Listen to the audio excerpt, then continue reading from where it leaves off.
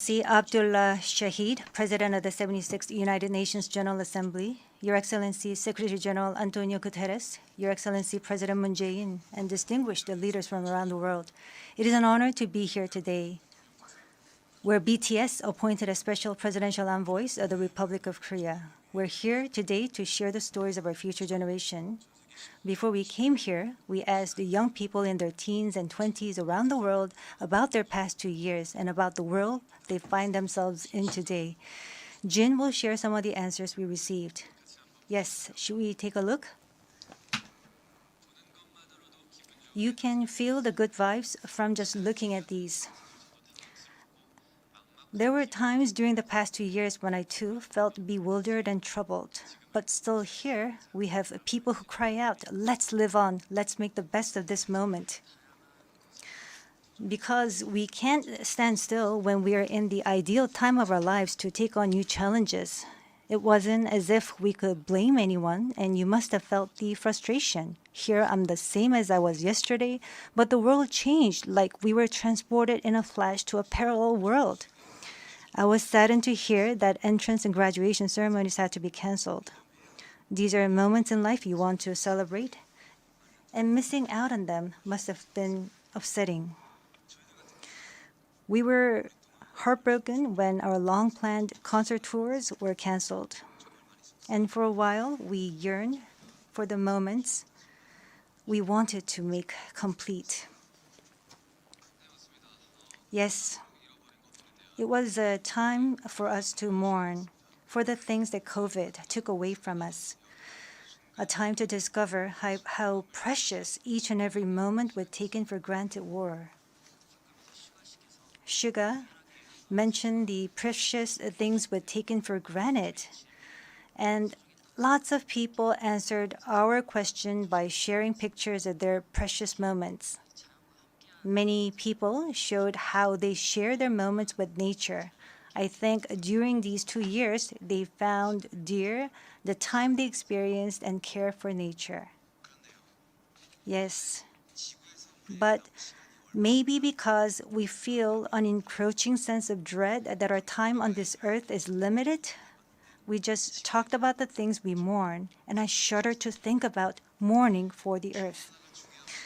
Everyone agrees that climate change is an important problem, but talking about what the best solution might be, that's not easy. It's a topic that's tough to make conclusions about. Yes, it is a tough discussion, but I learned while preparing for today that there are many young people who have an interest in environmental issues and choose it as their field of study. The future is unexplored territory, and that's where we, more than anyone, will spend our time. So these young people were searching for the answers to the question of how we must live that future. So I hope we don't just consider the future as grim darkness.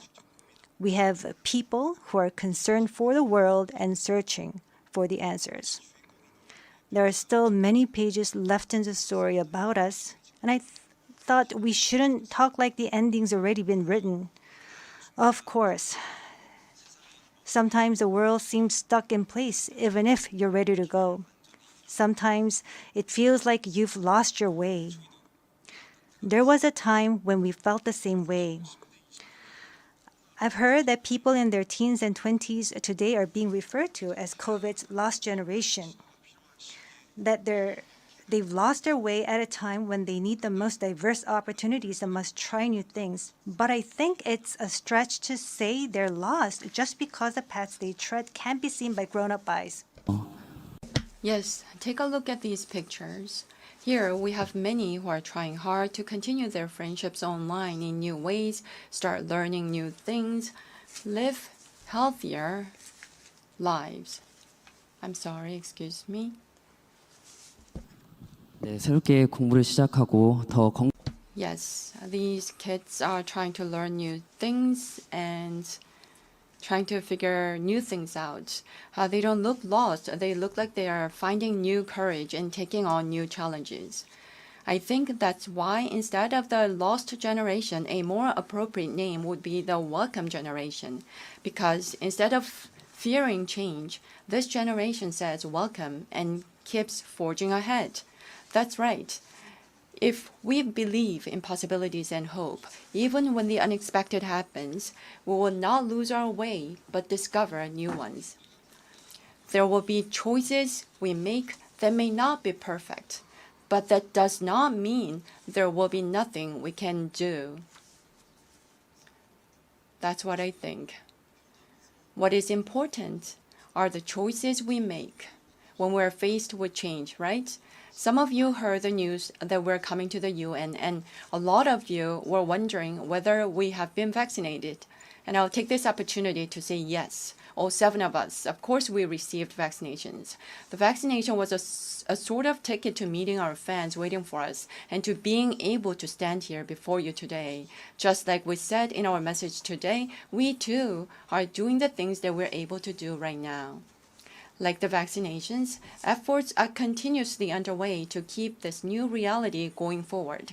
And I think the day we can meet again face to face is not far away. Until then, I hope we can fill each of our days to the brim with positive energy.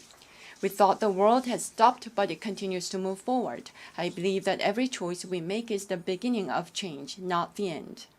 I hope that in this nascent new world, we can all say to each other, welcome. And now, as we look forward to this future, the permission to dance is our message of welcome that we want to share with everyone today.